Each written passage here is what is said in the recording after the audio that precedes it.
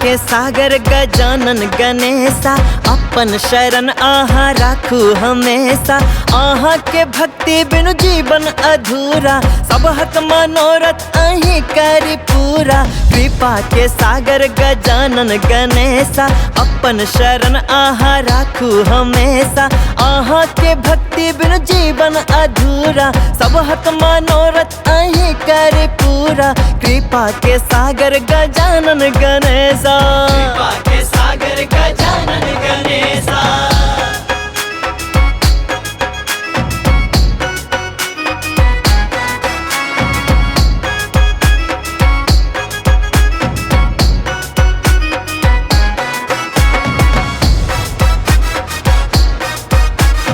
गणपति बाप्पा मोरया। आहा के महिमा कते हम बखानी, सब हक नसीबक लिखै छी कहानी। मोदक के प्रेमी छी मूसक सवारी, बराबर आहा लेल राजा भिखारी।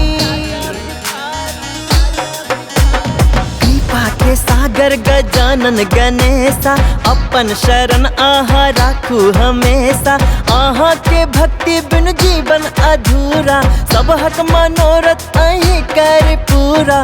कृपा के सागर गजानन गणेशा, कृपा के सागर गजानन गणेशा।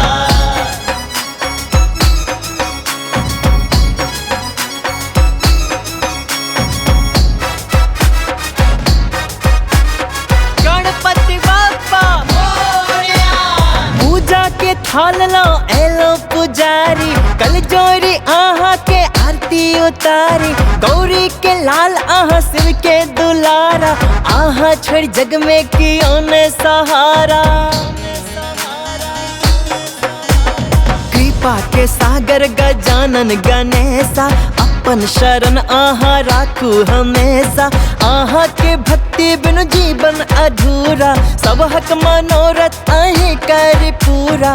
कृपा के सागर गजानन गणेशा, कृपा के सागर गजानन गणेशा। कृपा